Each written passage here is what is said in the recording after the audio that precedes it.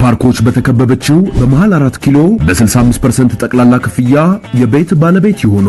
ሜሪት ፕሮፐርቲስ ከባለ 1 እስከ ባለ 3 መኝታ አፓርትመንቶች ላይ የ35% ታላቅ ቅናሽ አድርጎ ባለ 1 መኝታ በ3.9 ሚሊዮን ብር አጠቃላይ ክፍያ፣ ባለ 2 መኝታ በ7.7 ሚሊዮን ብር አጠቃላይ ክፍያ፣ ባለ 3 መኝታ በ10.5 ሚሊዮን ብር አጠቃላይ ክፍያ አቀርቦሎታል። ልብ ይበሉ፣ የታላቅ ዕድል የሚቆየው ለ15 የተመረጡ ቤቶች ብቻ ነው።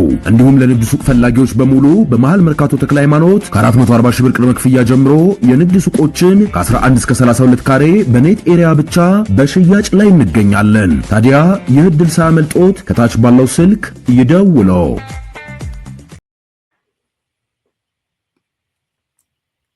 እጅግ አስገራሚ ነገር ነው ማነሳላችሁ። አሁን ስላልጠበቁት እናንተ ጠብቃችሁት ሊሆን ይችላል። ኢትዮጵያን መዝረፍና መበተን የከፉ ጠላቶች ናቸው። የሲያትሉ ዲክላሬሽን ፈርሷል። ህወሓት ኮዝ አለው። አቶ ልደቱ ከፋፋይ በኦሮሞ ላይ የዘር ማጥፋት ያወጀ በኢትዮጵያ ህዝብ የተተፋ ነው። አብሮነት ወይም ጥምረት ግራ የተጋባ ጫጫታም ነው። ባለጽምዶች የተለያየ ዓላማን ያላቸው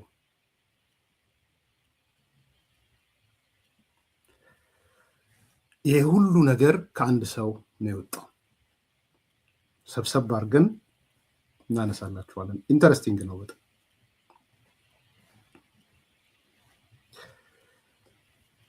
የፕሮፌሰር አሰፋ ጀለታ ልጆች ምላቸው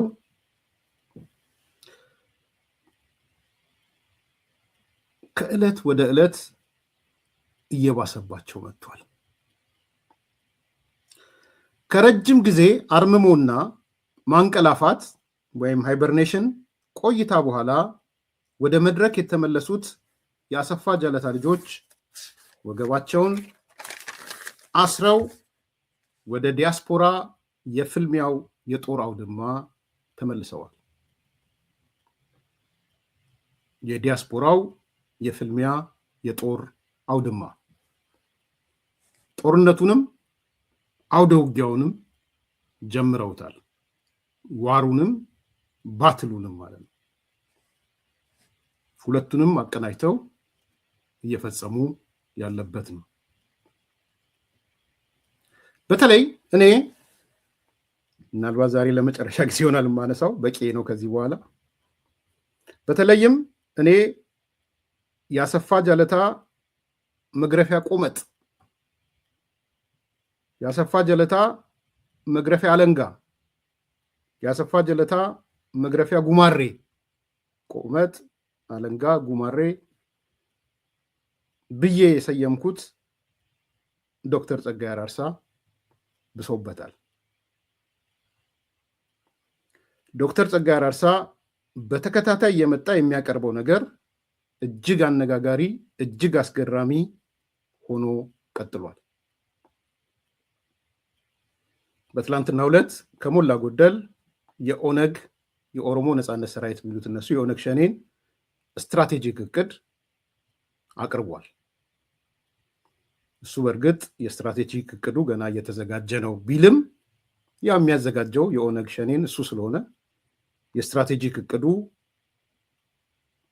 ያዘጋጀውን አቅርቧል። እንግዲህ ስትራቴጂክ እቅድ ስታዘጋጁ ሶት አናሊሲስም ትሰራላችሁ። ትላንትና ሶት አናሊሲሱን የሰጠን እና ባጭሩ የኦሮሞ ነፃነት ሰራዊት የስትራቴጂክ እቅድ እያዘጋጀ እንደሆነም ተናግረዋል። ለእኔ ያው የሚያዘጋጀው እሱ ስለሆነ ያንን ሰው ለእኔ የግለሰብ ሳይሆን የኦሮሞ ነፃነት ሰራዊት ወይም ኦነግ ሸኔ የሚባለው ምንድን ነው የሚያስበው፣ ስትራቴጂክ እቅዱ ምንድን ነው፣ ሶት አናሊሲሱ ምንድን ነው የሚለውን ነው ያየውበት። ስለዚህ የኦነግ ሸኔ ወይም የኦሮሞ ነፃነት ሰራዊት የስትራቴጂክ እቅድ ቢጋር ብዬ ወስኘዋለሁ። ምንድን ያነሳው የሚለው ቅድም ያልኳችሁ ነው። ወደ ዝርዝር እንመጣለን። እያንዳንዱን ዝርዝር እንመጣለን። በጣም አስገራሚ ነው። ኦነግ ሸኔ እንደዚህ የሚያስብ ከሆነ በጣም ጥሩ ነው። ጥሩ ነው ስለ ያው የጽምዶ ዓላማ ምን እንደሆነ ይነግረናል። ኦነግ ሸኔን ቀንሶ የኤርትራ መንግስትን ዓላማ ምን እንደሆነ ይነግረናል። በጽምዶ ውስጥ ኢትዮጵያን የመዝረፍ የመበተን ነገሮች ትሰማላችሁ። አብይ ብሎ ካለው እሱ ከጠቅላይ ሚኒስትሩ የከፋ ጠላት ማን እንደሆነ ይነግረናል። ለኦሮሞ የሲያትሉ ዲክላሬሽን መፍረሱን ይነግረናል። ህወሓት ጦርነት የሚያካሄድ ከሆነ የሚገባበት ጦርነት ምክንያታዊ እንደሆነ፣ ሌሎቹ ደግሞ ምክንያታዊ እንዳልሆኑ ይነግረናል። አቶ ልደቱን ይቀጠቅጠዋል። እንዳይተርፍ አድርጎ ይቀጠቅጠዋል። በዚህ ልክ አቶ ልደቱ ላይ ለምን እንዳቄመበት አላውቅም። ተስፋ አደርጋለሁ በዚህ 3 ቀን ውስጥ አቶ ልደቱ መልስ ይሰጣል ብዬ አስባለሁ። አቶ ልደቱ ማለት ከፋፋይ ይለዋል። ከፋፋይ ብሎት ቢያቆም ምን አለበት? በኦሮሞ ህዝብ ላይ የዘር ማጥፋት ያወጀ ይለዋል። ባይዘው አቶ ልደቱ እንደዚህ ተብሎ ዝም የሚል አይመስለኝም ዝም የሚል። በኦሮሞ ህዝብ ላይ የዘር ማጥፋት ያወጀ ይለዋል አቶ ልደቱ። በኢትዮጵያ ህዝብ የተተፋ ይለዋል። እኔ አይደለም ያልኩት፣ የኦነግ ሸኔ የውጭ ኃላፊው ጽሁፍ የሚጽፈው ስትራቴጂክ እቅዳቸውን ሶት አናሊሲሱን ነው ይሰራል። ይህን ተብሎ ዝም ከተባለ ገራሚ ነው። አብሮነት አለ። አብሮነት የሚባለው ግራ የገባው ጫጫታም ስቴት ዲፓርትመንት ቁጭ በል ሲለው የሚቀመጥ ተነስ ሲለው የሚነሳ የስልጣን ተስፈኛ ዓላማ የሌለው ግብ የሌለው ህዝባዊ መሰረት የሌለው ድርጅት የሌለው እያለ ይሰድበዋል።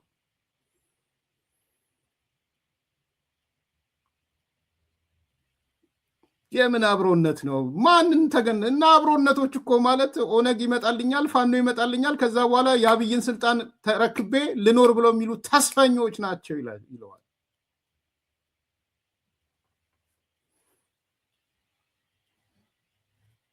ጉድ እኮ በአጭር ጊዜ እንደዚህ በጣም ያስደነግጣል።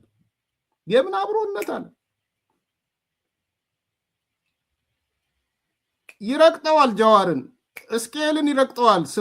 ጀዋርን ስም ጠርቶ ያንን ስም ሳይጠራ ሲያትል ላይ አደራጅተን ስናበቃ የምንደራደርባቸው የማንደራደራባቸው ጥያቄዎች ብለን ስናበቃ ሲያትል ዲክላሬሽን አስቀምጠን እና ሰፋ ጃለታን አስቀምጠን ስናበቃ ሹልክ ብለው ቨርጂኒያ መጡብን ይላል። ስንቆጣቸው አይ በግለሰብ ነው የተቀመጥነው አሉዋል ይላል። እነ ጀዋር እነ እስኬል ማለት እኛ እንደ ድርጅት አይደለም የተቀመጥነው፣ እንደ ግለሰብ ነው ሄደን የገባ ነው። አርጩሜው ማለት ነው፣ አለንጋው ማለት ነው።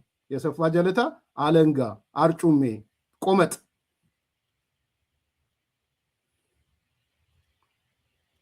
ኤርትራ በጣም ደስ ያለኝን ነገር ልንገራችሁ። እኔ አሁን የአብይ ምናምን ለጊዜው ልተወሱ። ኤርትራ አለ የሻዕቢያ መንግስት ዋነኛ ዓላማው ድል ከተቀናጀ ኢትዮጵያ መዝረፍ ነው። ዋነኛ ዓላማው የመዝረፍ ሌላ ምንም ነገር የለውም ማለት። እንኳን ደህና መጣ ጸጋዬ። በዚህ በግማሽ ሳይድ መዝረፉስ አለ ዝም ብሎ መዝረፍ መሰላችሁ አለ። መሀል ከተማውንና ኦሮሚያን ደቡን ነው የሚዘርፈው አለ ሻዕቢያ መጥቶ። ሻዕቢያ ማለት ዘራፊ ነው አለ። አሁን ዝም ብለው ከህወሓት ጋር ጽምዶ ፈጠረ ምናምን ቢሉ አዘይንድ አዲስ አበባ ቢገቡ እነሱ ዝርፊያቸውን ይቀጥላሉ። በተለይ ኦሮሚያን ይዘርፋሉ። አላልንም ጸግሽ የኢሳያስ ቀጣይ እቅድ ኦሮሚያን አላልናችሁ? መሀል ኢትዮጵያን ይዘርፋሉ፣ ደቡን ይዘርፋሉ። ከዛስ ኢትዮጵያን ይበትናሉ። አሁን ከአንድ የኦሮሞ ነጻነት ሰራዊት በውጭ ሀገር ሰነድ ከሚያዘጋጅ ሰው በዚህ ደረጃ ትጠብቃላችሁ? አድማጭ ተመልካቾች፣ አዲስ ኮምፓሶች ሻቢያን ኢሳያስን አላማው በመጫ ዘ ኢንድ ኦፍ ዘ ዴይ ማድረግ የሚችለው ኢትዮጵያ መበተን ነው። ትልቁ ፍላጎቱ ሪሶርስ ነው። የኦሮሚያን ሀብት ሊዘርፍ ነው በቋፍ የተቀመጠው ሻቢያ ሲላችሁ ምን ተሰማችሁ? ታስባላችሁ? የመጨረሻ ነው ባይዘው ምናልባት የተለየ ነገር ካልመጣ ከዚህ በኋላ የኦነግ ሸኔ ምናልባት ስትራቴጂክ እቅዱ ከወጣ በኋላ እቅዱን ሲያመጡ እንነጋገራለን። በቂ ነው። ዛሬ ከሱ ግብረ መልስ የሚመጡ ነገሮች ይኖራሉ ብዬ አስባለሁ። እነግራችኋለሁ። እና ጀዋር አሁን ከነ ልደቱ ይሸሻሉ፣ አብሮነት ይበተናል። የኦሮሞ ሰዎች ሆነው ከዚህ ከአንድነት ኃይሉ ጋር ተጣበቃለሁ የሚል ካለ አርጩሚያ ትገርፋቸዋለች። ስለዚህ በትኖታል። ዛሬ ዝም ብሎ አይደለም የመጣው። ባይዘው ጸጋዬ አርጩሚያውን ይዞ የመጣው ቆመጡን ይዞ የመጣው ዝም ብሎ አይደለም። አሁን በቀጥታ ወደ ጀዋር ነው የሚተኩሰው። ከዛ በኋላ በቀጥታ ወደ ስቄል ነው የሚተኩሰው። በጣም ነው የገረመኝ። ትዝ ይላችኋል የሲያትሉ ዲክላሬሽን ሲመጣ እና ሰፋ ጀለታ እነሱ ነጸጋዬ ምናምን ሆነው አዲስ አበባ ኮምፕሮማይዝ አናደርግም፣ ፊንፊኔ ናት፣ የራስን ድል በራስ መወሰን ነው፣ መገንጠል ነው ዓላማችን፣ ከዚህ ውጭ ሌላ ዓላማ የለንም ምናምን የሚል ዲክላር አደረጉ። ሲያትሉ እንደዛ ነው። በነገራችን ላይ ሀገረ ኦሮሚያ ነው። እዛ ውስጥ እነማን ነበሩ? እነ ጀዋር ነበሩ፣ እነ ስቄል ምናምን ነበሩ። በዛ ትገዛላችሁ ተብለው ስራ አስፈጻሚ ሆነው ነው የወጡት። ደንግጠው ግን ክሪስታል ሲቲ መጡ። ቨርጂኒያ ሲመጡ ጃስ ሲላቸው አህኛ በግል እንሄድ ነው። በግል ፕሮፌሰር ስኬል በግል ጀዋር በግል ከዛም ሹልክ ብሎ ወጣ።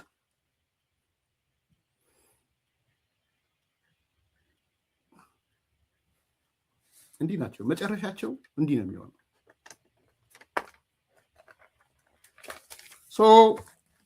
የአሰፋ ጃለታ ልጆች በተለይ ዋናው ባላርጩሜው የግርፊያ አርጩሜውን ይዞ መጥቷል።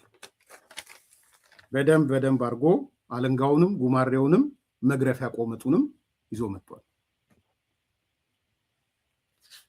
አንዳንዶቹን ትንሽ መለስ እያደረግን በቪዲዮ እናሳያቸዋለን። የመጀመሪያው ጽምዶ ለምን ተፈጠረ? የጋራ አጀንዳ አለ ጽምዶ ውስጥ። ኮዝ ያለው እዛው ስትራቴጂክ ጎል ያለው አካል አለ። ጽግሽ ትጠራለህ ወደ አደባባይ። እዚህ አንፃር ትግራይ የሚዋጋለት ኮዛል የሚለው ነገር ይታወቃል። ምን እንደሚፈልግ ይታወቃል። ሌሎቹ ኃይሎች ግን ትግራይን ለምን አላጠፋህልንም ብለው ከአብይ የተለያዩ ናቸው። ኦሮሞን ለምን አላጠፋህልንም ብለው ከአብይ የተለያዩ ናቸው። የፖለቲካ ግባችሁ ምንድነው ሲባል ለምሳሌ ፋኖቹ ኦኬ ለአማራ ልዕልና ለኢትዮጵያ ህልውና ነው። ያው ለአማራ ህልውና ለኢትዮጵያ ልዕልና መነሻችን አማራ መድረሻችን ኢትዮጵያ ምናምን ይላል። ከዛስ ምን ታረጋላችሁ? አብይን ስትጥሉ ህገ መንግስቱን አማራን ያገለለ ህገ መንግስት ስለሆነ ህገ መንግስቱን እንሽራለን፣ አንቀጽ 39 እናጠፋለን፣ የብሔር ፖለቲካ እናስቀራለን፣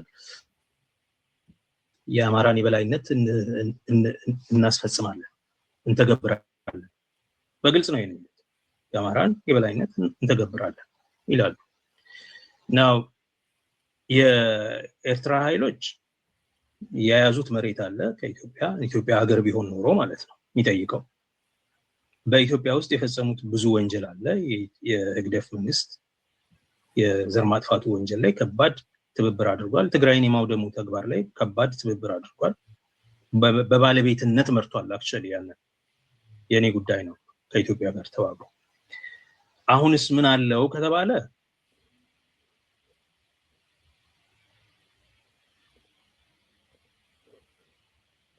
እዚህ አንፃር ሰማችሁ? አንደኛ ቁም ነገር ቶሎ ቶሎ ነው የምንለው። ጽምዶ ከህወሓት ውጪ ሌላው ኮዝ የለውም ማለት ይሄ ስትራቴጂክ ኮዝ በጋራ የሚያስኬድ ኮዝ የለውም ማለት ኮዝ ያለው ቲፒኤልኤፍ ብቻ ነው። ይሄን ለምን እንዳለ በኋላ ነግራቸዋለሁ።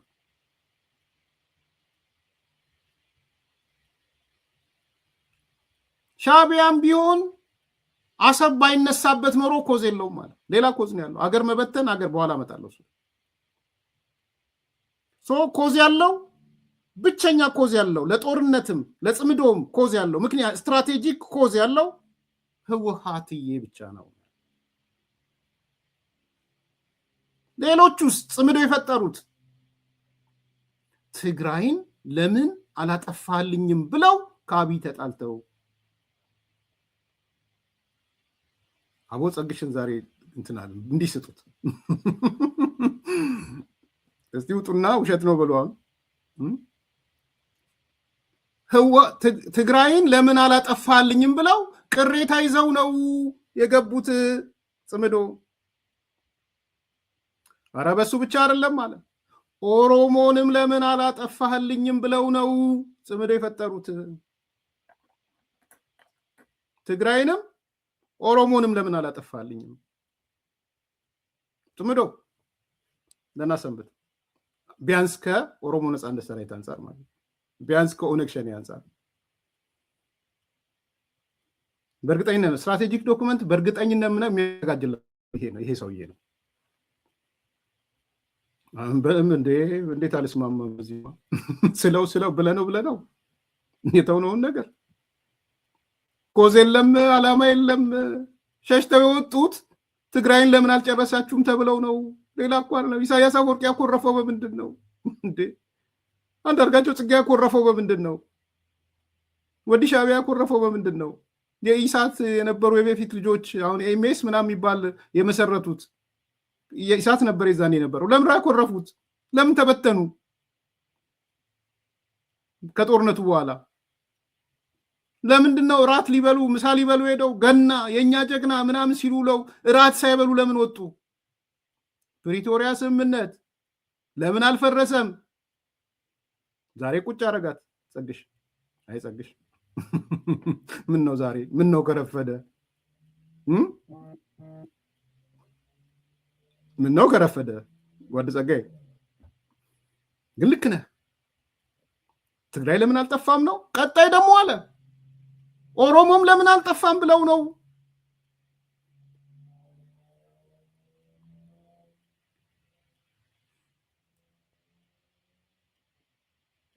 አይበቃም። ኮዙ ትክክለኛ ኮዝ ያለው ህወሓት ነው የሚለው ያን ያለበትን ነገር እነግራችኋለሁ። ለምን ህወሓትን ራይት ኮዝ እያደረገው እየሄደ እንደሆነ ማለት ነው። አሁን ወደ ኤርትራ ደግሞ እንምጣ። ኤርትራዬ ነይ እስቲ አሰብ ባይኖር ኖሮ ምን ሊፈጠር እንደሚችል ኤርትራዬ ይነግረናል። ባይዘው ይህን ስትሰሙ የኦነግ ሸኔ ወይም የኦሮሞ ነጻነት ሰራዊት ስትራቴጂክ እቅድ እያዘጋጁ ነው ብሏል። እያዘጋጁ ነው ማለት እያዘጋጀውላቸው ነው እያለ ነው። ነገራችን በደንብ ስለሚታወቅ የስትራቴጂክ እቅዱ የሁኔታዎች ትንተና ነው እየነገረን ያለው። ስትሬንግዝ ዊክነስ ኦፖርቹኒቲ ትሬት ማለት ነው። ሶት አናሊሲስ ነው። ጸግሽ ወደ ኤርትራ ደግሞ ተሸጋገረ ነው። የኤርትራ ኃይሎች የያዙት መሬት አለ ከኢትዮጵያ ሀገር ቢሆን ኖሮ ማለት ነው የሚጠይቀው። በኢትዮጵያ ውስጥ የፈጸሙት ብዙ ወንጀል አለ። የህግደፍ መንግስት የዘር ማጥፋቱ ወንጀል ላይ ከባድ ትብብር አድርጓል። ትግራይን የማውደሙ ተግባር ላይ ከባድ ትብብር አድርጓል። በባለቤትነት መርቷል። አክቹዋሊ ያንን የኔ ጉዳይ ነው ከኢትዮጵያ ጋር ተዋግሮ። አሁንስ ምን አለው ከተባለ የህልውና ጥያቄ አለው። እሱ አሰብን ሊይዝብኝ እየዛተብኝ ነው አብዬ። አሰብን ብቻ ይዞ ደግሞ አያበቃም፣ አገሬንም ነፃነቷንም እየተገዳደረ ነው። የአሰብ በህገወጥ ነው የተሰጠብኝ፣ ሬፈረንደሙ ህገወጥ ነው፣ ነፃ የተባሉበትም እውቅናም ከኢትዮጵያ የተሰጣቸው በህገወጥ መንገድ ነው የሚል የአብይ የተበላሸ የውጭ ጉዳይ የዲፕሎማሲ ንግግር ስጋት ውስጥ ይጥለዋል። ስለዚህ ኢሳያስ ከዛ ስጋት ለመላቀቅ ነው ይሄን ጦርነት መፈልገው ሊል ይችላል። ከዛ ውጪ ግን አብይ አሰብ ምናምን እያለ ታሪክን በደንብ ስሙ። የአሰብ ኮዝ ነው ዘሎ አንዱ ያስገባው እንጂ ከዛ ውጪ ግን ከተነተን ነው ኤርትራ ምን ትመስላለች የሚለውን አሁን መጥቶ ያብራራል ማለት ነው። እንደገና ሪሊቲጌት ማድረግ ባይጀምር ኖሮ ኤርትራን ኒውትራል ማድረግ ይቻል ነበር። ሶ ከአብይ እምቡር በላይ ውጪ ሌላ በኢትዮጵያ ያለው ጥቅም የሚባል ነገር የለም። ምንድነው ያለው ጥቅም? ወይ ኢንፎርማል የሆነው ነው ለኢኮኖሚ የማይነገረው በህግና በአዋጅ ያለው በዓለም አቀፍ ህግ ስነ ስርዓት መሰረት ያለው መብት ሳይሆን ከዚህ በፊት ከና አብይ ጋር ጫጉላ በነበራቸው ጊዜ የብዙ የደህንነት ኃይል የኤርትራ እና የነጋዴዎች ኢንቨስተሮች ምናምን ወደ ኢትዮጵያ ገብተው ከትግራይ ሰዎች የተዘረፉ ንብረቶችን ለነሱ ሰጥተዋቸዋል ሙሉ በሙሉ። ቀድሞም የተወረሰባቸው ሰዎች ህወሓት ነች የወረሰችባችሁ በሚል እንደ መንግስት ሳይሆን እንደ አንድ አንጃ ማለት ነው መልሶ ንብረት ይሰጣቸው ነበር። ኢኮኖሚክ ሳቦታጅም ሲፈጽሙ ነበር። ስለዚህ እነሱ ትልቅ የኢኮኖሚ ጥቅም አላቸው የማይነገረው ማለት ነው። በዓለም አቀፍ ህግ የሚተዳደር በዓለም አቀፍ ግንኙነት መሰረት የሚተዳደር ሳይሆን እንዲሁ ኢንፎርማሊ የሚሰሩት የኢኮኖሚ ጥቅም አላቸው። የዘረፋ ኢንተረስት አላቸው ማለት ነው። እዛ አካባቢ የሚያተራምሱ ለዘረፋ እንዲጠቅማቸው ይሆናል። ብዙ ደግሞ የዘረፋ ጥቅማቸው ኦሮሚያ ላይ ነው ያለው። ሶ ብዙ ሌየር አለው ማለት ነው። አንደኛው የአሰብን ጉዳይ ይሄ ሰውዬ በማንሳቱና ኤርትራን እውቅና አልሰጥም ምናምን የሚለው ንግግር ማለት ነው። ሁለተኛ የኢኮኖሚ ጥቅም አላቸው። ኢትዮጵያን ትግራይ ጎብዞ ኢትዮጵያ ውስጥ የተረጋጋ መንግስት እንዲፈጠር ብሎ አይደለም ኤርትራ። በደምብ ስሟት፣ እዚች ጋር ያለችው ነገር በደምብ ስሟት። እንግዲህ ኢኮኖሚውን ኦሮሚያ ላይ ነው ብሏል። እኔ እንግዲህ ማነው ባለተራ ጸግሽ ማነው ባለተራ የሚል ጽሁፍ ጽፌያለሁ። መስከረም ላይ ነው የጻፍኩት። ዛሬ ስላመጣት ደስ ይለኛል። ግንቦት ላይ መተሽ ነካ ስላረግሻት። ግን ስሙ፣ በእርግጥስ ህወሓትና ሻቢያ ወደ አዲስ አበባ ቢመጡ ሻቢያ ቀጣይ እቅዱ ምንድን ነው የሚለውን ትሰማላችሁ። ይሄው ትግራይን አሁን አብሮት ቆሞ ልክ ድሮ ደርግን ሲያሸንፉም እንደተባበርኩት ቆምና ከዛ በኋላ ይሄን መንግስት ከጣልን በኋላ ቀጣናውን እናተራምሰዋለን፣ እኛ በዛ እንዘርፋለን። ይሄው ነው። በዓለም አቀፍ ደረጃ የአብይን መንግስት ማስተንፈስ ይፈልጋል። ስለዚህ ኤርትራኛ ነች አሰበኛ ነች የሚለውን ተረት ውድቅ ያደርጋል ማለት ነው። ያንን አምቢሽን የኢትዮጵያን የተስፋፊነት አምቢሽን ይቀጨዋል። ግን ከዛ ባለፈ ኢትዮጵያ ውስጥ በተለይ ደግሞ ማዕከላዊና ደቡብ ኢትዮጵያ ውስጥ የኢኮኖሚ የተንሰራፋ የኢኮኖሚ ጥቅም ስላላቸው ያንን ጥቅም ለማስጠበቅ ኢትዮጵያን መበጥበጥ ይፈልጋሉ። ሄዶ የኤርትራ ኢንትረስት በዚህ ትብብር ውስጥ ጥምረት ውስጥ ምንድነው ካልክ ኢትዮጵያን መበተንና ከተበተነው ኢትዮጵያ የፕላንደር እና የፒሌጂንግ ስራ ለመስራት ነው። የዘረፋና ይሄ ነው። አጨብጭቡለት ለጸግሽ። ዛሬ ተውት፣ ይሄ ጃርጎኖች ውስጥ ያሉት ምናምን ተዋቸው፣ ግን አጨብጭቡለት። ዛሬ በቀኙ ነው የተነሳው። የጽምዶ ትብብር ውስጥ ሻቢያ ሁለት ዓላማ ነው ያለው። አንደኛው ያው የአሰብ ምናምን የሚባለው ነገር ስላሰጋው እንደ ህሉና አደጋ ወስዶታል አሰብ። እሱ ቢቀነስለት ግን አለ ማለት ከኢትዮጵያ መንግስት ለምሳሌ ከአሰብ ምናምን ጋር ያለው ዋስትና ቢያገኝ ሻቢያ አንድ ነገር ነው ፍላጎቱ አለ፣ ኢትዮጵያን መበተን። እናመሰግናለን ጸጋዬ። ይሄን ነው ስንናገር የከረም ነው። ኢትዮጵያን መበጥበጥ፣ ቀጠናውን መበጥበጥ፣ ኢኮኖሚውን ደግሞ ከመሃል ሀገርና ከኦሮሚያ ከደቡብ መቦጥቦጥ። ያኔ የህወሓትና ሻቢያ አዲስ አበባን ሲቆጣጠሩ 1983 እንደነበረው አለም ጸግሽ መጣል። ልብ አውቃ ነህ፣ በጣም ልብ አውቃ ታውቃላችሁ።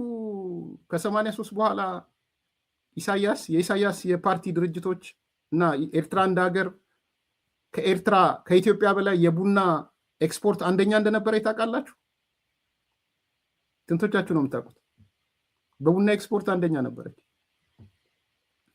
ታውቃላችሁ 85 86 87 የኤርትራ የፓርቲው ድርጅቶች የተቋቋሙ ጉራጌ ክልል ገብተው የተለያየ አካባቢ ሄደው ዋነኛው የነዚህ የእንጨት መሰንጠቂያ እንጨቶችን ይሄ ዋና የሚባሉትን ኤክስፖርት የሚያደርጉት እነሱ እንደነበሩ ታውቃላችሁ። ምንም ሳይከፍሉ ሰምታችኋል። ይሄን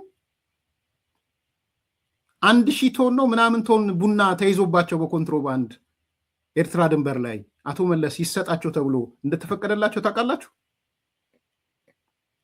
ሆርን ባንክ የሚባል ሜክሲኮ ጋር ጠማማ ፎቅ ላይ ወደ ታች ስትወርዱ ወደ እኔ ምኖርበት ወደ ነበረው ወደ ምንድነው ወደ ቡልጋሪያ ስትሄዱ አንድ ያለ ፎቅ አለ፣ ጠማማ ፎቅ እንትን ያለ ጋደም ያለ እዛ ላይ ሆርን ባንክ የሚባል እንደነበራቸው ታውቃላችሁ። ውጭ ምንዛሪ የሚሰራ ምናምን የሚሰራ እሱ ሊመለስ ነው ነገር። ጸግሽ አጨብጭቡለት። ዛሬ ጸግሽ ይገባዋል፣ ገጭ ይገባዋል። በጣም ነው የሚገባ። ዛሬ የጽምዶ ዓላማ ነው ያላችሁ ባይዘው ትግራይን ህዋትን ነግሬያችኋለሁ። ሪል ኮዝ አላት ብሏል እሱ። በኋላ እመጣለሁ ለምን ሪል ኮዝ አላት እንዳለ። ስትራቴጂክ ምክንያት አላት አለ ትግራይ። ትግራይን አውጧት ወይም ህዋትን አውጡት። ህዋት ምክንያት አለው፣ ስትራቴጂክ ምክንያት አለው ነው ያለው። ሻዕቢያ ጋር ሲደርስ እንደው የአብይ የሚባል አሰባሰብ አለ እንጂ አሰባሰብ ባይል ኖሮ ኒውትራላይዝ ይደረጋል። አሁን አሰባሰብ በማለቱ መጣች ኤርትራ። ስትመጣ ግን ኢሳያስ ዓላማው ሌላ አይደለም። ኦሮሚያን መዝረፍ ነው፣ መሀል ኢትዮጵያን መዝረፍ ነው፣ ደቡብ መዝረፍ ነው፣ ኢትዮጵያን መበጥበጥ ነው፣ ኢትዮጵያን መበተን ነው፣ ቀጠናውን መበተን ነው። አሁን ይሄ ንግግር ከኦሮሞ ነፃነት ሰራዊት ይመጣል ብላችሁ ታስባላችሁ? የውጭ ጉዳይ አማካሪ ምን ስለሆነ ምንድን ነው የተፈጠረው? ምን ተፈጠረ እዛ አካባቢ?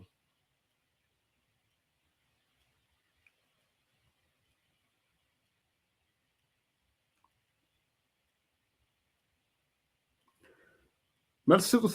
ሶስተኛ አማራውስ ደግሞ ጽምዶስ ምን ተልኮ አለው? ፋኖ አይተውም እኮ ጸግሽ። ፋኖ ደግሞ ምን ይዞ ነው የመጣው ወደ ጽምዶ? ፋኖ ጓድ ጸጋይና እንጂ የፋኖ ኃይሎች እንዳልኩ መነሻቸው አማራ መድረሻቸው ኢትዮጵያ፣ ለአማራ ህልውና እና ለኢትዮጵያ ልዕልና ለአማራ ህዝብ የበላይነት የሚዋጋ ኃይል ነው። ይሄ ደግሞ ለማድረግ ሲባል የብሔር ላይ የተመሰረተ ፖለቲካን እሱ የብሔር ድርጅት ሆኖ ግን የብሔር ላይ የተመሰረተ ፖለቲካን አስቀራለሁ ይላል። የብሔሮች መብት የሚባለውን ሰርዛለሁ ይላል። ይሄ ከሌሎቹ የኢትዮጵያ ግፉዋን የፖለቲካ ኃይሎች አንጻር ሲታይ ከአብይም የባሰ የከፋ ጠላት ነው ማለት ነው። ከአብይም የከፋ ጠላት አስምሩልኝ። ከአብይም የከፋ ጠላት ዛሬ ነው የሚነግረን ጸግሽ። ያው አብይ ድሮም ጠላት ስላደረገው በሱ ላይ ችግር የለውም። ዛሬ አዲሱ ነገር ምንድን ነው? ፋኖ ማለት ከብሔር ብሔረሰቦች አንጻር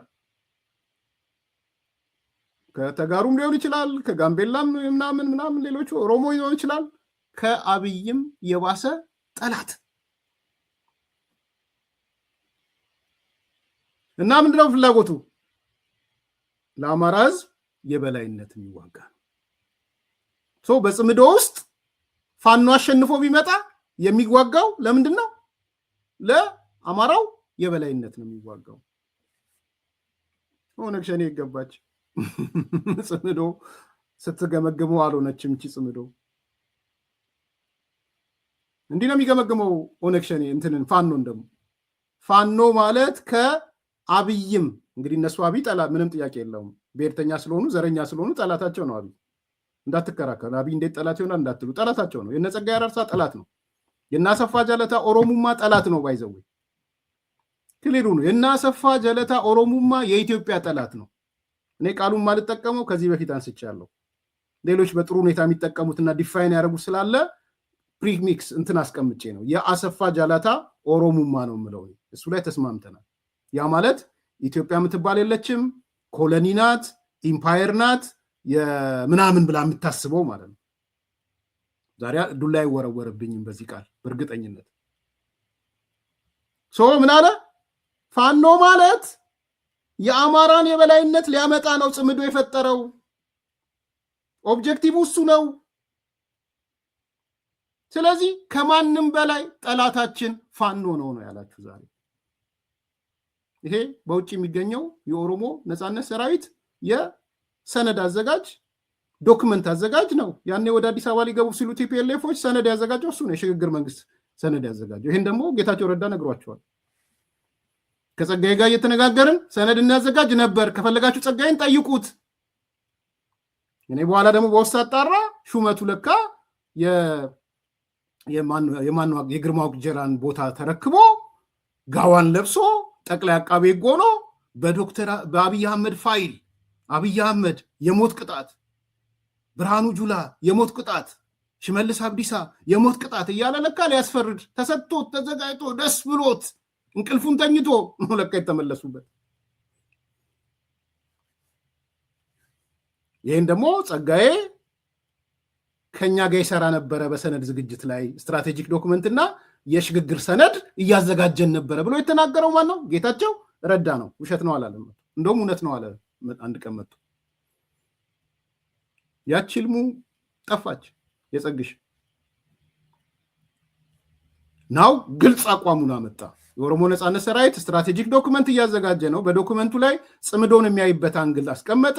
ከጽምዶ ውስጥ ትክክለኛ ኮዝ ያላቸው ህወሓቶች ናቸው አለ። ሻቢያ ግን እቺ አሰብ ጉዳይ በመነሳቷ ነው እንጂ የመጣችው አሰብ ብትቀነስ ቢመጣ አብሮ የቀደመውን የዘረፋ ይገባል። ሲዘርፍ ደግሞ ከአማራ ወይም ከትግራይ ሳይሆን የሚዘርፈው ከኦሮሚያና ከደቡብ ከመሀል አዲስ አበባ ነው የሚዘርፈው። መዝረፍ ብቻ አይደለም፣ ቀጠናውን ይበጠብጣል። ማዕከላዊ እና ደቡብን ይቦጠቡጣል። አጠቃላይ ሀገሪቷን ይበጠብጣል። ቦጥቧጭና በጥባጭ ነው ማለት። ፋኖ ጋር ሲደርስ ከማንም በላይ የብሔር ብሔረሰቦች ጠላት አለው። አልተቻለም። ጸግሽ ዘንድሮ አሁን ወደ አብሮነት ልንመጣ ነው። ደግሞ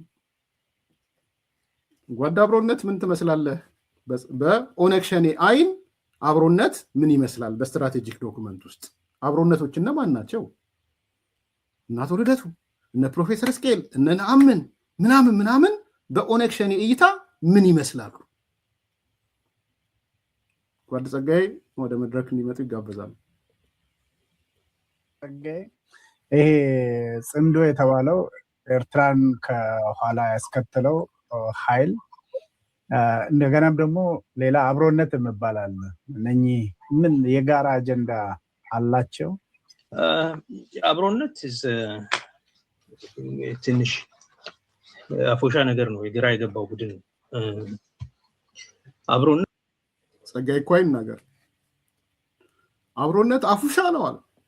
አፉሻ ግራ የገባው አይናቱ ልደቱ፣ አይነት ፕሮፌሰር ስኬል፣ አይነቱ ምናምን ጻፉልኝ ባካቸው። አፉሻ ምንድን ነው? አማርኛ ቃል ነው ባይዘው ሲባል እሰማለሁ፣ ግን ምን ማለት ነው አፉሻ ማለት? ኦሮምኛ ነው? ኦሮምኛም ከሆነ የኦሮምኛ ቋንቋ የምችሉ ሰዎች አግዙኝ። አፉሻ ነው አለ። እቺ አብሮነት የምትባል አፉሻ ናት አለ። ዛሬ ትንሽ ፈገግ እያልን እንድንነጋገር ብዬ ነው። እንደገናም ደግሞ ሌላ አብሮነት የሚባላል። እነኚህ ምን የጋራ አጀንዳ አላቸው? አብሮነት ትንሽ አፎሻ ነገር ነው። የግራ የገባው ቡድን አብሮነት ፖለቲካል ሬሌቫንስ እንዲኖረው ውጭ ሀገር ሆኖ የሚንጫጫ ቡድን ነው። ድርጅት የለውም፣ መሳሪያ የለውም፣ የትጥቅ ትግል አያደርግም፣ መሬት ላይ የተደራጀ የፖለቲካ ትግል አያደርግም።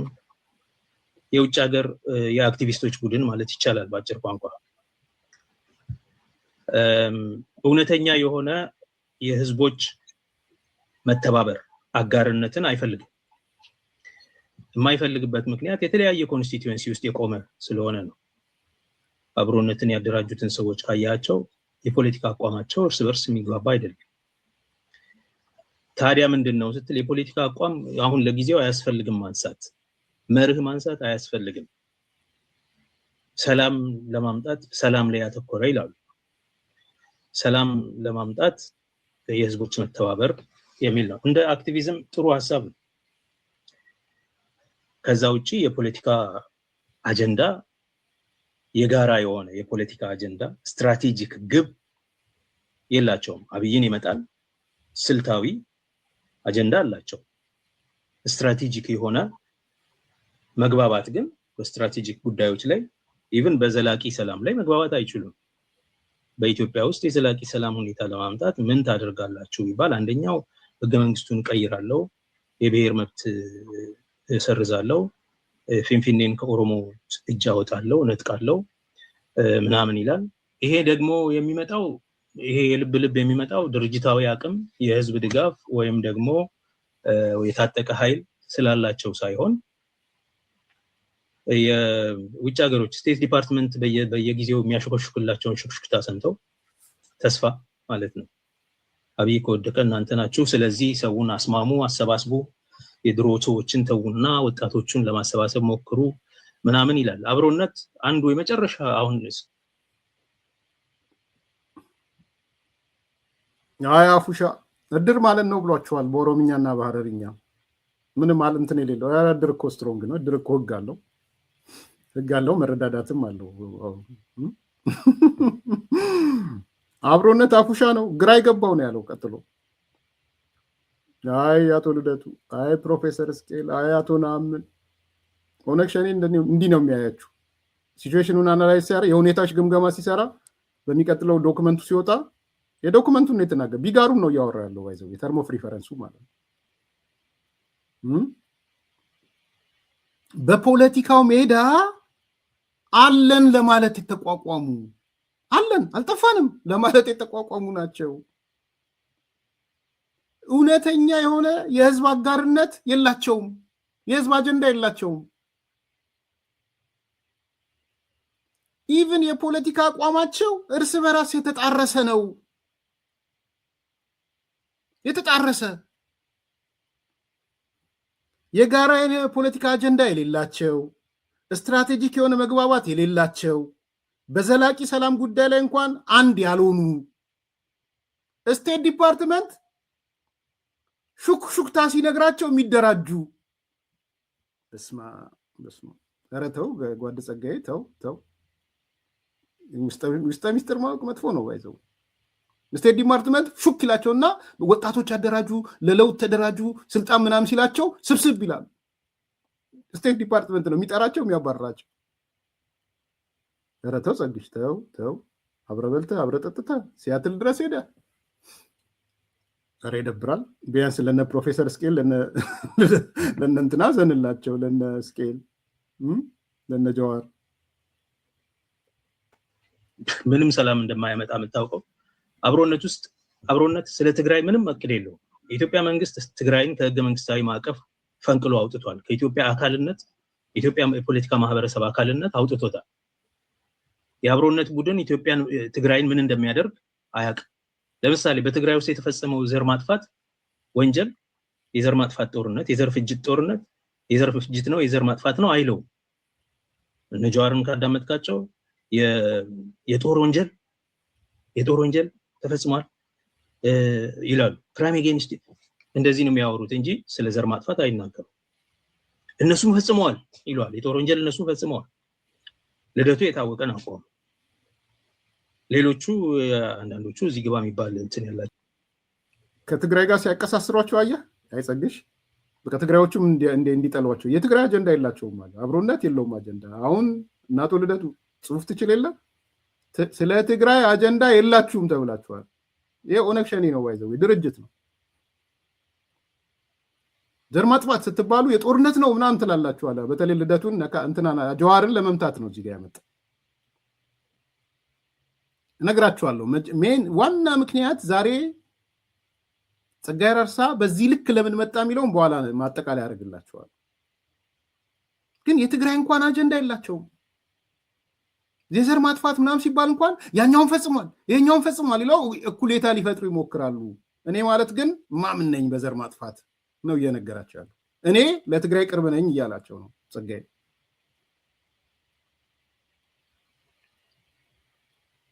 አያችሁ ደን የነ ጀዋር ማለት ግን እንዲህ ናቸው። አይ ጸጋዬ ትልቅ የተሳሳትከው ነገር እዚህ ጋር አብሮነት ድርጅት ያሉት አባላቶች የህዋት አባላቶች ናቸው። እሱን አልገባህም። አንድ ያልነገሩ ነገር አለ። ለጸጋዬ ያልነገሩት ቲፒኤልኤፎች ማንኛውም አይነት ደካማም ጠንካራም አደረጃጀት ይፈጠር ከዚህ በኋላ ባለቤት እንሆናለን የሚለውን ለጸግሽ አልነገሩትም። የተሸወደው እሱ ነው። እቺ ንገሩት ለጸጋዬ።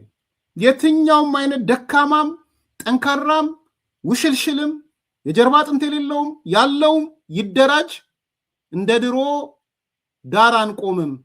የትኛውም ኢትዮጵያ ውስጥ አደጋ ሊፈጥር የሚችል አደረጃጀት እንገባለን ብለው ገብተዋል። ጸግሽ እቺን ሹክ አላሉም። ያው ለባንዳ ለአድርባይ ሁሉም ነገር ሹክ አይሉ አይነግሩም። ሁሉ ሊነግሩ አጠብቅ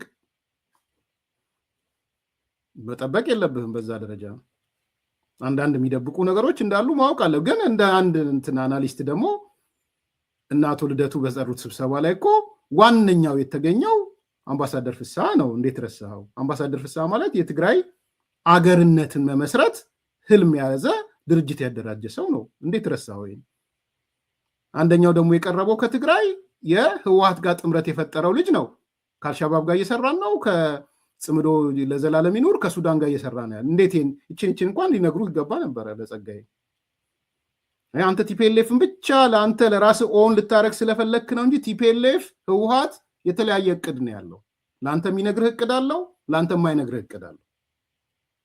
ዛሬ አልደረስክበትም። ስትደርስበት ደግሞ ከ4 ዓመት ከ5 ዓመት በኋላ መተህ ለካ ቲፒኤልኤፍ እንዲህ ነው። እንደዛ የምትቆይ አይመስለኝም። ከዓመት በኋላ መተህ ለካ ቲፒኤልኤፎች ከአብሮነት ውስጥ ነበሩ ብለህ ሪያላይዝ ታደርጋለህ። ግን እቺን አልነገሩህም። በልክ ነው የሚነግሩት። እነዚህ ስቶክሆልም ሲንድረም ላላቸው ሰዎች በልክ ነው የሚናገሩት። የሲንድረሙ ተጠቂ መሆንን ያውቃሉ እነሱ። ያም ሆነ ግን አብሮነት ማለት በሹሹታ በስቴት ዲፓርትመንት የሚቋቋም የትግራይ ኮዝ የሌለው ነው የሚለው። አንዳንዶቹም የከሰሩ ከአብይ የሸሹ እንደነገዱ ምናምን ያሉ ናቸው። አንዳንዶቹ ጉድ ስሙ ገዱን ጥሩት። ገዱ ፎቶ የሆነው ለዛ ነው። አብሮነት ውስጥ ያለውን ነገዱ ሸሽተው ከአብይ ሸሽተው መጥተው አብሮነት ውስጥ የተቀላቀሉ ከኋላ ደግሞ አይተውት ሁኔታውን የጠፉ ይላቸዋል። አይ ገዱ ዛሬ ገዱም አልተሻረም። ባይዘው እኔ ማንም አልቀረውም። ኦሮሞ ነጻነት ሰራዊት በጸጋዬ በኩል አድሮ አሰፋ ጀለታ በጸጋዬ በኩል አድሮ አርጩሜውን ጥሩ አርጩሜ ነው። ስሙት ስለገዱ ግባ የሚባል እንትን ያላቸው አይደሉም። አንዳንዶቹም የከሰሩ ከአብይ የሸሹ እንደነገዱ ምናምን ያሉ ናቸው። የከሰሩ እነሱ የሚሰማቸው ስላጡ ትተውታል። እነገዱ የሚሰማቸው ስላጡ ትተውታል። እውነት ነው። ገዱ የለም ባይዘው በቃኝ ብሎ ይሄዳል። አንዳንዴ ሞቅ ሲል ደግሞ ይመጣል። ያው ጠቅላይ ሚኒስትር አሁን እሱን የሚያነገሩ ነገር ጸግሽ ገዱን ቲፒኤልኤፍ አግኝተውታል። እቺንም አልነገሩም። አይገርም? ቲፒኤልኤፎች አግኝተውታል። ቀጣዩ ጠቅላይ ሚኒስትር ሁሉ እስከ ማለት ደርሰዋል። ኦንሊ ቲንግ ያቺ በፕሬዝዳንት በነበርክ ሰዓት የፈረምካትን ፊርማ አጸናለሁ ብለህ ታጸናልናለህ። ካጸናህልን ለአንተም በፕሬዝዳንት ለጠቅላይ ሚኒስትርነት አይተናል ብለውታል። ገዱ እቺን አይነግሩህም። ለምን ይነግሩሃል እንዴ? ስቶክሆልም ሲንድረም እንዴት ይናገራል? አሁን ገዱ ግን ምን አለ? እየተባረረ ነዋል ሸሽቶ። አሁን እንደውም ሲያየው ተስፋ ቆርጦ ጥሎት ወጣል። ከአትሊስት ፊልም ይሏል። የጦር ወንጀል እነሱ ፈጽመዋል። ልደቱ የታወቀን አቋም። ሌሎቹ አንዳንዶቹ እዚህ ግባ የሚባል እንትን ያላቸው አይደሉም። አንዳንዶቹም የከሰሩ ከአብይ የሸሹ እንደነገዱ ምናምን ያሉ ናቸው። እነሱ የሚሰማቸው ስላጡ ትተውታል። ከአትሊስት ፊት ለፊት ካለው ነገር መለስ ብለዋል። በአንድ በኩል ከአማራ አካባቢ የመጡ ኢትዮጵያኒስት ምናምን የሚሉ ልሂቃን መሰራዊት የላችሁም ስትላቸው ፋኖ አለ፣ ፋኖ እየናጠልን ነው፣ ፋኖ ሲያሸንፍ እኛ ለነሱ ተዋግተው ለነሱ ስልጣን የሚሰጥ ፋኖ ያለ አይመስለኝም። እኔ ሳስበው ለኦሮሞ ተዋግተው ለነሱ ከውጭ ለመጡ ሰዎች ስልጣን የሚሰጥ ያለ አይመስለኝም። ነገር ግን በዋናነት የትግራይን ኃይል ምን ያደርጉታል? እነሱ አብይን ጥለው የአብይን ቦታ መውሰድን እንጂ የትግራይን ኃይል እንዴት አድርገው እንደሚያስተናግዱ እንደገና ወደ ኢትዮጵያ የአብይን ጥለው የአብይን ቦታ መውሰድ ጌታቸው ትዝ አለኝ። ጌታቸው ረዳ ስም ጠርቶ በትግራይ ልጆች ደምና አጥንት ስልጣን መቆናጠጥ የሚፈልግ ግለሰብ፣ እስቲ ግለሰቡን ጻፉት። ስሙን ጠርቶት ጌታቸው ረዳ በትግራይ ልጆች ደምና አጥንት የ4 ኪሎን ስልጣን መቆናጠጥ የሚፈልግ ብሎ እከሌ ብለዋል። ደሴም ጸጋዬ ራሳ ዛሬ አዘር ሳይድ ኦፍ ጌታቸው ረዳ ነው የተናገረው። ስሙን ጥሩ። ማን ነው በትግራይ ደምና አጥንት ስልጣኑን መቆጣጠር የሚፈልግ ብሎ ጌታቸው ረዳ የከሰሰው? አዲስ ኮምፓሶች 2200 ሰዎች ያላቸው 300 ሰዎች ያላቸው ፖለቲካ ምህዳር ውስጥ እንደሚመልሱ ሀሳብ የላቸውም። የትግራይ ሰዎች በጥርጣሬ ነው የሚያቸው። የጦርነት አዝማቾች ነበሩ። አሁን ደግሞ ምን እያሉ ነው? በጦርነት ጊዜ ቢያንስ ከኛ ጋር አልቆሙም፣ ድምጻቸውን ለኛ አላሰሙ ይላሉ። በጣም በጥርጣሬ የሚያያቸው ቡድን ነው። አንደኛ አካታች አይደለም ያ ቡድን፣ ሁለተኛ ድርጅታዊ መሰረት የለውም። ሳሚ ተሳስተሃል። ወይሳ ኡርጌሳ ነው ልክ። ወይሳ ሞሙንታም ልክ ነው። ሶስተኛ ህዝባዊ ተሰሚነት የለው። ህዝባዊ ተሰሚነት እንደሌለው የምታውቀው ዲጂታል ትዕይንተ ህዝብ ጠራን ይባላል። አሚን በሶሻል ሚዲያ ላይ 1 ሚሊዮን ሰው እዚህ ሲከታተለን ነበረ። እሱ በሶሻል ሚዲያ ላይ 1 ሚሊዮን ሰው በላይ ሲያይ ነበረ ለእንደዚህ ምናምን እና ምድር ላይ ግን ሰልፍ ጠሩ ምን አሉ ምን አለ? ምንም። በጋራ እንኳን አንድ ላይ የሆነ ሁሉንም ከኢትዮጵያ በእውነት በጣም ማመስገን ይፈልጋል። እዚህ ጋር ትክክለኛ ነገር ነው የተናገረው። ትክክለኛ እኛ ብለነው ስለሆነ 1 ሚሊዮን ጠራን እንትን አደረግን ምናምን አሉ። የት አለ? ምንድነው ሰብስታንሱ? የለም። አቦ እግዚአብሔር ይስጥህ። ስደተኛ የሚያስተባብር የውጭ ሀገር ሰልፍ እንኳን ማዘጋጀት የቻለ አይደለም። ህዝባዊ ተሰሚነት የለውም፣ ድርጅታዊ መሰረት የለውም፣ ብረት በእጁ የለም። በፕሮክሲ ለመጠቀም ነው የሚፈልገው። ኦኬ ማለት ሜዳ ላይ በሚዋጉት በኦሮሞ ነጻነት ሰራዊትና ሜዳ ላይ በሚዋጉት የፋኖ ልጆች አቅም መጠቀም ነው የሚፈልገው። ትግራይን ማካተት አይችልም። ሌሎችንም ህዝቦች ብዙም ያካተተ አይደለም። አንዳንድ የወላይታ ምናምን ካድሬዎች እንደዚሁ ከወላይታ የትግል እንቅስቃሴ ውጭ የሆኑ አሉ እዛ ውስጥ የሚታዩ አንዳንድ ልጆች እና መግለጫ ያወጣሉ በየጊዜው 50 ያህል ድርጅቶች ውስጥ ያለን የተለያየን 50 ያህል ድርጅቶች ውስጥ ያለን ሰዎች እዚህ አለን ምናምን እያሉ መግለጫ ያወጣሉ። ያ ቡድን ብዙም ትርጉም ያለው አይደለም። ብቻ በኢትዮጵያ የፖለቲካ ንግግር ውስጥ ኮንቨርሴሽን ውስጥ ሬሌቫንት ሆነው ለመቆየት ጫጫታ የሚያሰሙ ሰዎች ናቸው። ብዙ ዋጋ ያላቸው አይደሉም። ጽምዶን ይደግፋሉ እነሱ። ምክንያቱም እነሱ ወታደራዊ አቅምም ፖለቲካዊ ድርጅትም ስለሌላቸው ጽምዶን ይደግፋል፣ ደጋፊ ናቸው። በዛ በኩል ተስፋ ይመጣል። ምክንያቱም ያ ቡድን መንግስትን ይጥላል። መንግስትን ሲጥል እኛ ደግሞ እንገባና የምንቀራመታትን እንቀራመታለን የሚል ተስፋ ነው። ተስፈኛ ስለሆነ ያንን ማንኛውንም አይነት ወታደራዊ ትብብር ይደግፋል። ነገር ግን ከጽምዶ ጋር ቀጥታ ግንኙነት አለው የለውም? እኔ ምንም የምጨምረው ነገር የለኝም። ባይዘው ምንም ስለው የከረምኩትን ነገር ዛሬ ውስጥ ጸብ ሲመጣ ለውጥ እንደማይመጣ ሲያውቁ ፈርከስከስ ሲሉ ወጣና ልጥፍ። እነዚህ ማለት ተስፈኛ የስልጣን ተስፈኞች ከአብይ የሸሹ የሚሰማቸው ሲያጡ ብር ብሎ የጠፉ አይ አቶ ገዱ ኃይል የላችሁ ምናምን ሲባል ፋኖ አለልን ሸኔ አለን ይላሉ። በሸኔና በፋኖ ሞት ስልጣን ሊቆናጠጡ የሚፈልጉ ፕሮፌሰር ስኬል ውጣና ተናገራሉ። ህዝባዊ መሰረት የሌላቸው፣ የፖለቲካ ተሰሚነት የሌላቸው፣ ድርጅታዊ መሰረት የሌላቸው ቡድኑ ብዙም ትርጉም አይደለም ጫጫታም ነው ይለዋል። ባይዘው እንደው መጨረሻ ላይ ላምጣላችሁና ጫጫታም ስራ ተከፋፍሎ የድርጊት ቅንጅት አድርጎ በአንድ ሐሳብ ኢትዮጵያን አረጋግቶ የኢትዮጵያን የፖለቲካ ቋጠሮች ለመፍታት ስትራቴጂክ የሆነ የወል የሆነ ግብ የሌለው ከመሆን ባሻገር ማለት ነው። ይሄ ሁሉ የሌለው ከመሆኑ ባሻገር ከፖለቲካ ፓርቲው ከመንግስት ባሻገር የኢትዮጵያን ህዝብ የማሰባሰብ አቅም ያለው አመራር ይሰጣሉ የሚል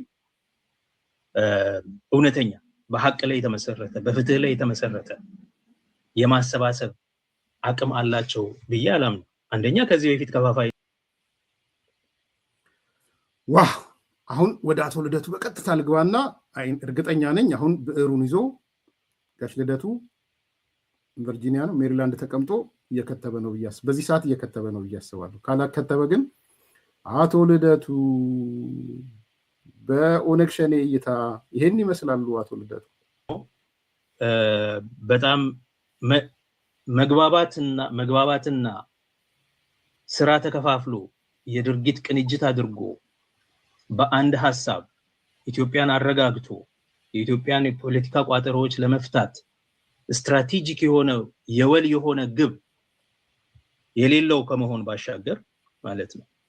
ይሄ ሁሉ የሌለው ከመሆኑ ባሻገር ከፖለቲካ ፓርቲው ከመንግስት ባሻገር የኢትዮጵያን ህዝብ የማሰባሰብ አቅም ያለው አመራር ይሰጣሉ የሚል እውነተኛ በሐቅ ላይ የተመሰረተ በፍትህ ላይ የተመሰረተ የማሰባሰብ አቅም አላቸው ብዬ አላምንም። አንደኛ ከዚህ በፊት ከፋፋይ የነበሩ ሰዎች ናቸው። አንዱን አስበልጠው በግልጽ መናገር አለ። ልደቱ የኦሮሞ እንቅስቃሴ የኦሮሞ ብሔርተኞች ትግል እንዲሳካ ከፈለጉ ፊንፊኔን አይደለችም ይበሉ። የራስን እድል በራስ የመወሰን መብትን ይተው። ኦኬ፣ ይሄ አይፈጸምም። የራስን እድል በራስ የመወሰን መብት ካሉ የኢትዮጵያ መንግስት ይወጋቸዋል፣ የአዲስ አበባ ህዝብ ይነሳባቸዋል፣ የሌላው ክልል 9 ክልል ይዘምትባቸዋል ብሎ የዘር ማጥፋት ጦርነት በኦሮሞ ላይ ያወጀ ሰው ንስሐ አይገባም። በዚህ አንድም ቀን ተሳስቶ ይሄ ትክክል አልነበርኩኝም አይደል። ይሄ ሰው ኢትዮጵያ ውስጥ ሄዶ የሚያሰባስበው አንድ አድርጎ የሚያቆመው ሰው የለም። ከዚህ በፊት ተሞክሮ ታሪቶ የተተፋ ሰው ይሄም ደግሞ በኢትዮጵያ ህዝብ ዘንድ ቀርቶ በኦሮሞ ህዝብ ዘንድ ብዙ ችግር ያለው ነው። የኢትዮጵያ ህዝብ ደግሞ አንድም በኦሮሞ ጥላቻ በቃ አቶ ልደቱ ዛሬ ቁጭ ብለህ ጽፈህ ይድረስ ለኦኤምኤን ደብዳቤ ለህዝቡም ደግሞ አሰራጨው ደብዳቤው። ከባድ ውንጀላ ነው የተወነጀልከው አቶ ልደቱ። ከፋፋይ ተብለሃል ነህ አይደለህም? በደንብ ጻፈው። የዘር ማጥፋት ጦርነት በኦሮሞ ህዝብ ላይ ያወጅክ ነህ ብለዋል። አውጀሃል ወይ? እሱን ጻፈው። ንስሐ የማይገባ የማይጸጸት ብለዋል። ንስሐ መግባት ነበረብህ ወይ? የማትጸጸት ሰው ነው ወይ? ጻፈው። ይሄንንም በኢትዮጵያ ህዝብ ላይ በኢትዮጵያ ህዝብ የተተፋህ ነህ ብለዋል። በኢትዮጵያ ህዝብ የተተፋህ ነው ወይ? አቶ ልደቱ በዚህ ደረጃ ነው ኦነግ ሸኔ ውጭ ያለው ኃይል አንተን ሲያስብህ አንተን ሲያሰላህ በዚህ መልኩ ነው የሚያሰላህ።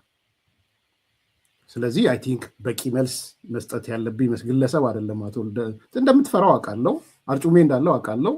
እሱን ልክ ስትናገረው እነ ጀዋር ይሮጣሉ፣ እነ ስኬል ካንተ ይሸሻሉ፣ ጠቅላላ ኦሮሞ ካንተ ይሸሻል። ይሄን አውቃለሁ። ጸጋዬ ምርጥ አርጩሜ ነው። ባይዘው ያሰፋ ጀለታ ደንበኛ አለንጋ ነው። አሁን ትልቁ ዓላማው ልንገራችሁ፣ ኦሮሞ ኃይሎች የሚባሉትን ከና ልደቱ መሸሽና መገንጠል ነው። ቲፒኤልኤፍ ላይ መጣበቅ ነው። ቲፒኤልኤፍ ወይም ሞት ነው። መውጫ መንገዱ እነዛ ቲፒኤልኤፍ ላይ እንዳይንጠለጠሉ ነው ጸጋዬ አራርሳ እየሰራሉ። እሱ እኔ ነኝ ብቸኛ ተንጠልጣይም ብቸኛም መከታ መሆን ያለብኝ ቲፒኤልኤፍ እኔ ነኝ። ቲፒኤልኤፍ ደግሞ አገር ምስረታ አስቧል። አገር ምስረታ ከሆነ ደግሞ ለኦነግ ሸኔ የሚጠቅመው ቲፒኤልኤፍ ስትራቴጂክ አጋር ነው። በዚህ ወይ ግልጽ እንድትሆኑ ለኦነግ ሸኔ ስትራቴጂክ አጋሩ ቲፒኤልኤፍ ነው። ስትራቴጂክ አጋር የሚሆነው ቲፒኤልኤፍ አገር ምስረታ ስለሚያስብ ስለ የተነጋገሩት ትግራይ የምትባል ሀገር መሰረታለን ስላሉ ኦሮሚያ የምትባል ሀገር ከሚመሰርተው ጋር ነው ስትራቴጂክ አጋር የሚሆኑት። እሱ ነው ዋናው ምክንያት፣ ሌላ አይደለም። ከዛ እነ ልደቱን እነ ጀዋርን እነ እስቄልን እነ ምናምን የሚባሉትን ከአብሮነት ምናምን የሚባለው በአርጩሜ እየገረፈ ማስወጣውን ይወጣሉ። አይኖሩም። ታያላችሁ። ወደ ኦሮሞ ብሔርተኝነት ተመለሱ እያላቸው እንደውም በንዴት ይገልጸዋል። የሲያትሉ እኮ ተበተነብኝ፣ ዲክላሬሽኑ ተበተነ ይላል። ጊዜ የለኝም እንጂ ትንሽ ላሰማችሁና መተባበር የምንችላቸው ሰዎች ጋር በመርህ ላይ የተመሰረተ ስልታዊም ስትራቴጂካዊም ትብብር ማድረግ እንችላለን እና ይሄንን አንጥረን ግን የኦሮሞ ቋሚ ወይም ደግሞ ዘላቂ ወይም ደግሞ ስትራቴጂክ የሆኑ የፖለቲካ ብሔራዊ የፖለቲካ ግቦች ላይ መግባባት ኖሮን እነሱን ማንደራደርባቸውን ካስቀመጥን ከሌሎች ጋርም ምንም አይነት የፖለቲካ አመለካከት ይኖረን ኦሮሞ ውስጥ ያለው አመለካከት የታወቀ ነው። አንዱ ጎበና እንሁን ኢትዮጵያውያንን ኦሮሞ ኢምፔሪያል ሲቲዝንሺፕ የሚፈልገው ነው። ብርሃኑ ሌንጂሶ ማለት ነው እና አብይ ኢትዮጵያ ሲካሄድ ከልብ አልመጡም። እነዚህ እዚህ ጋር ነው ሚዲያው መድረክ አትሊስት እንዳንጠፋ የሆነ አይነት መሰባሰብ ያስፈልጋል የሚሉ ናቸው እንጂ አብሮነትን የምር የሚፈልጉ ከሆነ ይሄንን ሐሳብ በዋናነት ያንቀሳቀስ ነው የጀመርነው እኔና ይታናል ሲያትል የነበረው የኦሮሞዎች የመግባባት ስብሰባ ሲካሄድ ከልብ አልመጡም። እነዚህ እዛ ውስጥ ብዙ መሰራት ያለበት ነገር አለ። የኦሮሞን ኮንሰንሰስ ፖይንት አውጥቶ እነዚህ ቀይ መስመር ናቸው፣ እነዚህ የኦሮሞ ህዝብ ብሔራዊ ግቦች ናቸው፣ በእነዚህ ላይ ድርድር የለም፣ በእነዚህ ላይ ድርድር አለ፣ በብሔራዊ በቋሚነት የምንከተላቸው ስትራቴጂክ ግቦቻችንን ማንደራደርባቸው ናቸው። በስትራቴጂክ ግቦቻችን ላይ ለሚቃጥ ጥላቻ ካላቸው ጠብ ካላቸው ጥቃት ለማድረስ የሚፈልጉ ከዚህ በፊትም በስትራቴጂክ ግቦቻችን ላይ ጥቃት ያደረሱ ሰዎች ጋር የምናደርገው ጉድኝት አይኖርም። ያን ካደረግን ያልተቀደሰ ጋብቻ ይሆናል። ነገር ግን እነዛ ነገሮች ላይ ስትራቴጂክ ግቦቻችን ከማይጣረሱ በስልት ግን በጊዜያዊነት ለመተባበር የምንችላቸው ሰዎች ጋር በመርህ ላይ የተመሰረተ ስልታዊም ስትራቴጂካዊም ትብብር ማድረግ እንችላለን እና ይሄንን አንጥረን ግን የኦሮሞ ቋሚ ወይም ደግሞ ዘላቂ ወይም ደግሞ ስትራቴጂክ የሆኑ የፖለቲካ ብሔራዊ የፖለቲካ ግቦች ላይ መግባባት ኖሮን እነሱን ማንደራደርባቸውን ካስቀመጥን ከሌሎች ጋርም ምንም አይነት የፖለቲካ አመለካከት ይኖረን ኦሮሞ ውስጥ ያለው አመለካከት የታወቀ ነው። አንዱ ጎበና እንሁን ኢትዮጵያውያንን ኦሮሞ ኢምፔሪያል ሲቲዝንሺፕ የሚፈልገው ነው። ብርሃኑ ሌንጂሶ ማለት ነው እና አብይ ኢትዮጵያኒስት ኦሮሞ። ሁለተኛው ፌደራሊስት መልቲ ናሽናል ፌደራሊስት ኦሮሞ እነ መረራ እና አሁን ደግሞ እነ ዳውድ ማለት ነው። ሶስተኛው የኦሮሞ ህዝብ የራሱን እድል በራስ በመወሰን የሀገር ባለቤትነቱን ማረጋገጥ አለበት የሚለው ሐሳብ ነው እና የተለያዩ የፖለቲካ አካሄዶች ካሉን ከነዚህ ውስጥ በዘላቂነት የኦሮሞ ህዝብ ዘላቂ ግብ አንጥረን እነሱን ወደ ጎን አስቀምጠን በእነዚህ ላይ ተግባብተን ሌሎች ነገሮች ላይ ያለን አመለካከት አቆይተን እኛ በመግባባት ካስቀመጥን ከዛ በኋላ ከሌሎቹ ጋር እንዴት እንደምንተባበር አንድ ላይ ሆነን እንሄድበታለን ሲባል ይሄንን አጀንዳ እዛው አቁመው ሮጠው ሄደው አብሮነት መሃል አጨባሪው ነው። አንድ ስብሰባ ሳይሰበሰቡ እዚህ ውስጥ ማለት ነው የሥራ አስፈጻሚ የንዑስ ኮሚቴ ተፈጥሮ ያቀናጅ ኮሚቴ ተፈጥሮ እዛ ውስጥ አንድ ስብሰባ ነው የተሰበሰበው። እሱንም ገና አካሄድ ምናምን ላይ ተነጋግረን ሳንጨርስ የመጀመሪያውን ስብሰባ ሳናደርግ የተወሰኑ ሰዎች ከዛ ውስጥ ተመራርጠው ሄደው ከሌሎች ኃይሎች ጋር አብሮነት ምናምን ሲሉ ተሰማ።